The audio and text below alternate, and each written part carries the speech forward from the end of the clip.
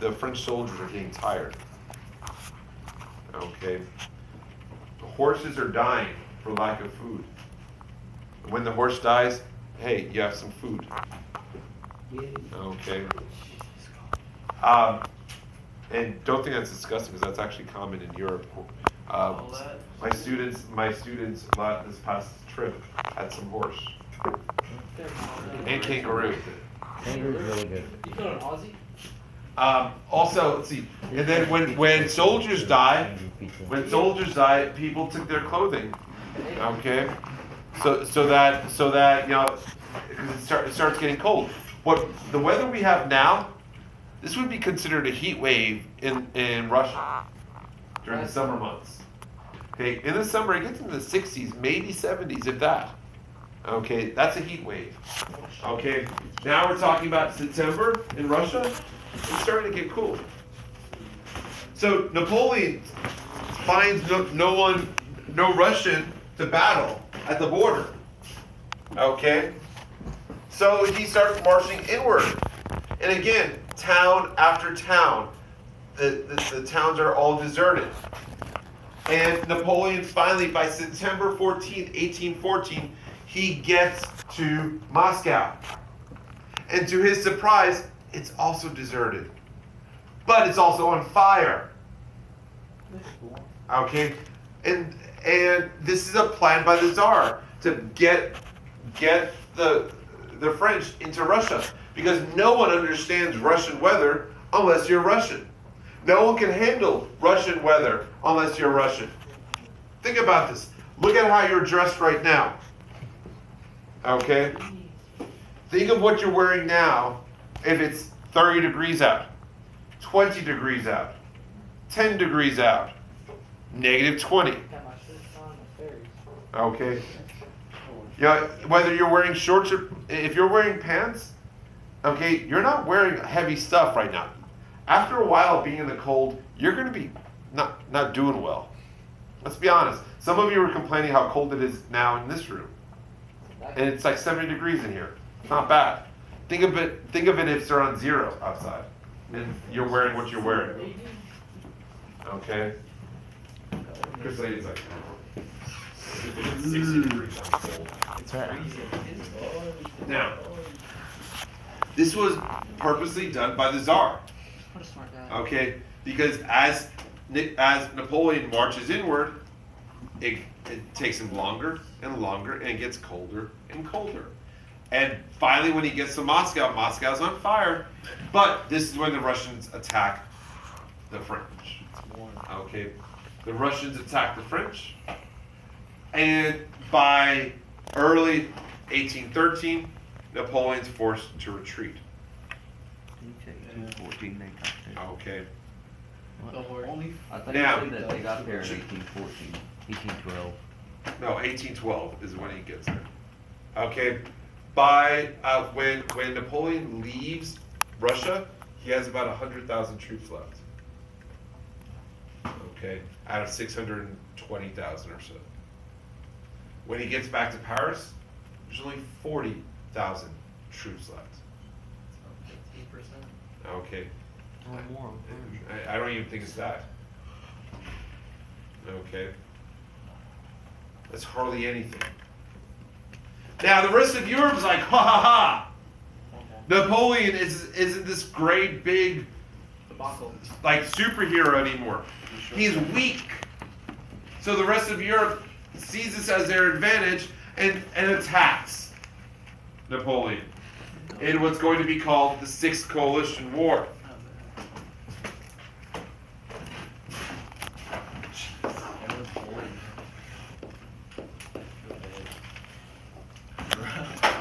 In this war, you have now that everyone realizes Napoleon is weak, let's get rid of him once and for all. Okay, and in this war, you have France versus the rest of Europe, and Napoleon loses in the largest battle in history, of a battle of nations. At this point, it was the largest battle in history, the Battle of Nations. He loses it still the biggest? Yeah. Okay. What is the biggest? In World War II. Okay. Now, the problem is, now that Napoleon loses, what the heck do you do with Little Man? Burn him. No, because he's a national hero. Okay. guillotine him.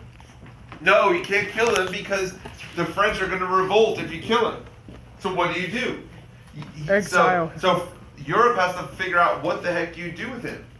Exile. Okay? And that's the problem. Okay. Russia, they say. Okay. Go wrong. So Europe says, okay, you're done as a leader. You're done as a leader.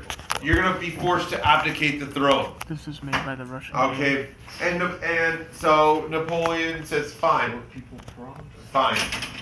I'll go ahead and abdicate the throne. In his place, I'm going to put my son, my 5-year-old son. Okay. The rest of Europe says, no, you're not. Your son can't be the king, or can't be the emperor.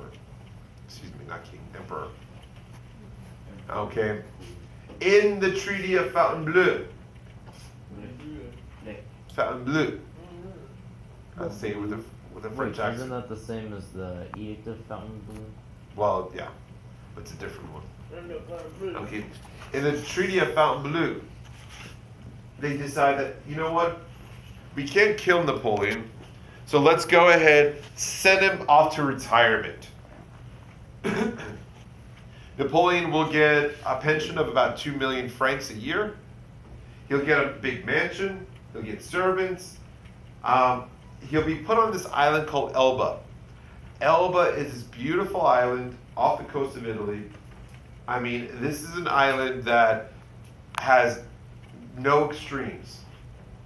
Okay? Doesn't get too cold, doesn't get too hot. It is beautiful. Okay? So he basically is told you can never leave the island. You get 2 million francs a year. You get a house. You get servants. Your family can live in luxury. It's kind of like if I tell you, okay, you're gonna get $2 million a year to live on an island in the Caribbean. You just can't never leave it. I don't know about you, but I'd be like, I don't have to work and I get paid. Sure. That's just me. I'd have to do it. Okay. Yes. Pictures that I want to put you on. You're gonna look so grumpy. Wow. Yes, Nick. He abdicated on my group. Interesting. Oh, again. Okay. Isn't that Jeremiah's birthday? That's my birthday. No, it's the 6th. Now, No, the 6 isn't anybody's birthday. with 7, 8, 9, Who is 8 and 9? It's not important. Better find it's actually also my nephew's birthday. Oh, it is. It is April important. 11th. Okay. Now, with Napoleon abdicating, they're going to restore the Bourbon monarchy. Louis XVI's brother is going to come to the throne, and he's Louis XVIII. Okay, he's an older man, but they're going to restore the government to the way it was prior to the revolution. Okay. Exactly. Okay. So, go back. Sorry.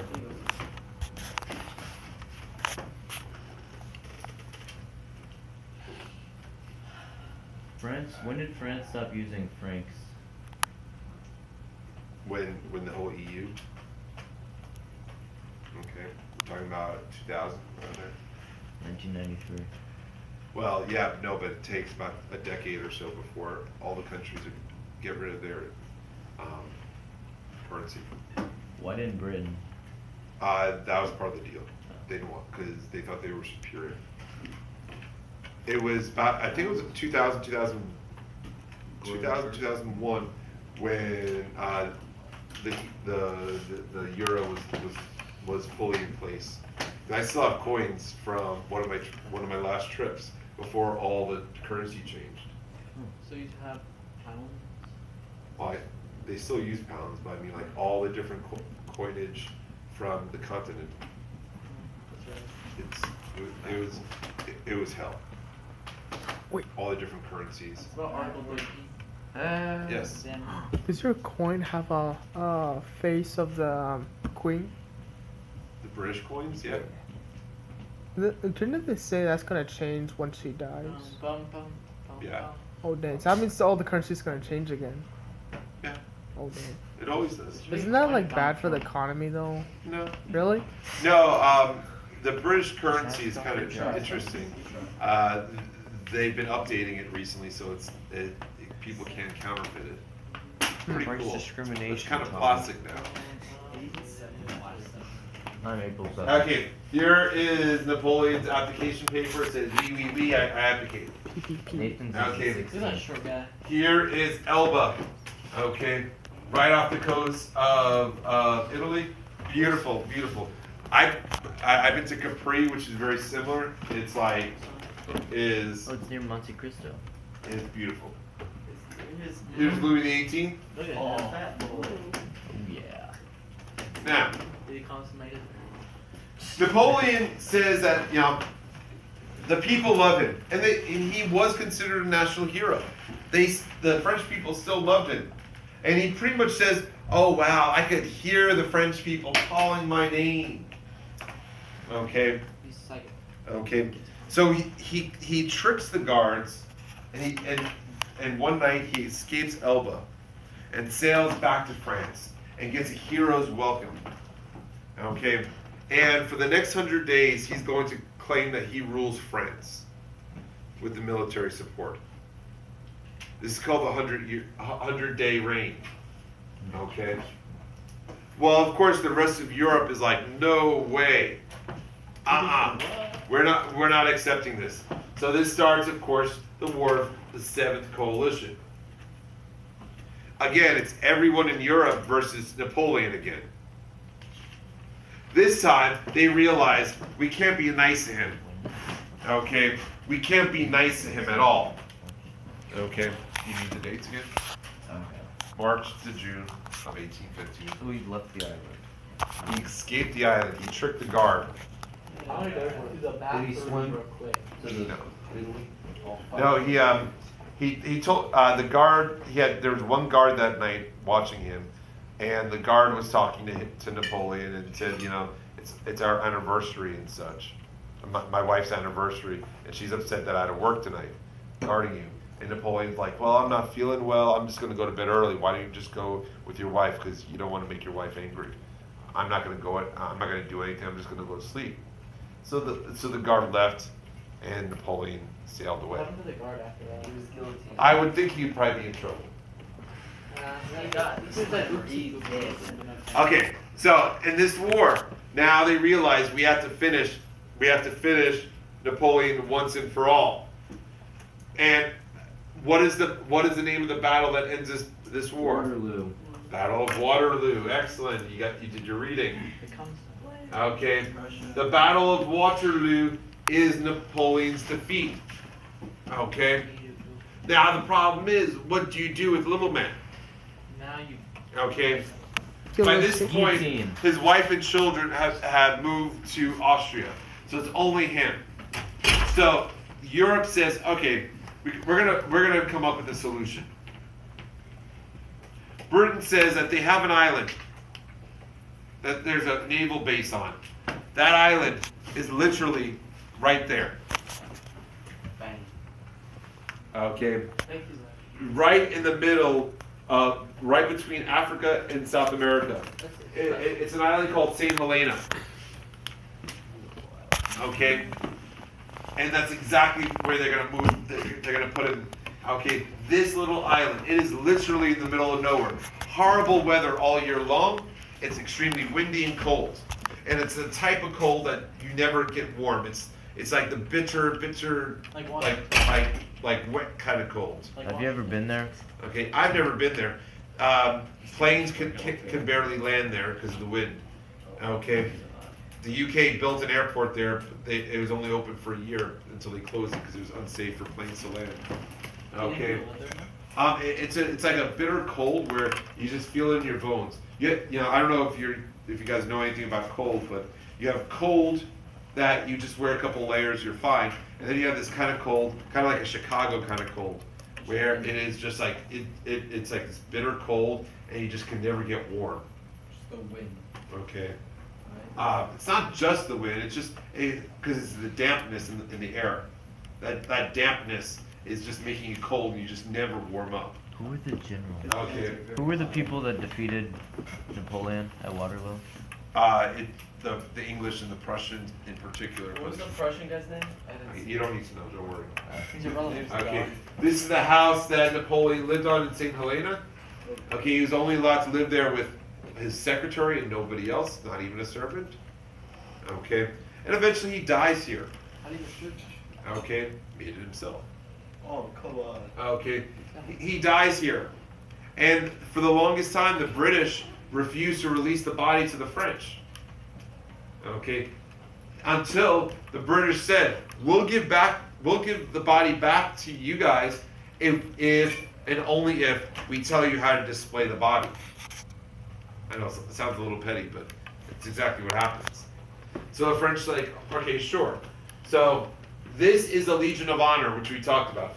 Okay, all around it is a Legion of Honor. This is an old church. This is where Napoleon is going to be placed, for eternity till now. He's still there. Okay, but this is his tomb. This is 7 coffins in one. Okay, it's Napoleon is in one coffin. Then there's a coffin around that, and so on until you get this. The idea is that he can never escape. Okay. Now, for the longest time until recently, if you were to visit his tomb, you could only do it from the 2nd floor. Why do you think only from the 2nd floor? So you could never help him escape. Court. Or I thought you had your hand up. Because people. Oh, because he's below everyone. You're going to be looking down at Napoleon. You look down, so you're not treating him as a hero by looking up at him. You're looking down. Where is Short guy. In Paris, center of Paris. The little man. Yeah, They were really short too. Have you been there? I have. Did you not You on the bottom thing? floor?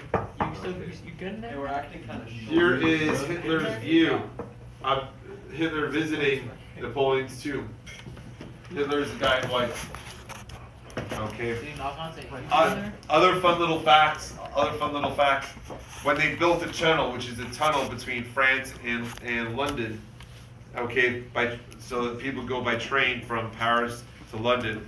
Guess what the train station was called for when the French went to London? Waterloo Station. The Waterloo Station. So on the French tickets, it always said Waterloo. It's another dig at the French. Okay. Dig like Now, the legacy of Napoleon is his reforms. The legacy of Napoleon is all his reforms. You need to understand, he didn't just change France, but he changed all of Europe. Getting rid of the old regime, getting rid of the old ways, serfdom and all that. Okay? So he is going to be extremely important in modernizing Europe. Okay? Any questions? The thing of Where was Waterloo? It's in Belgium. Belgium? With that said, this is Napoleon. this. This is the French Revolution. Yes. This is Unit 5. And this is first semester.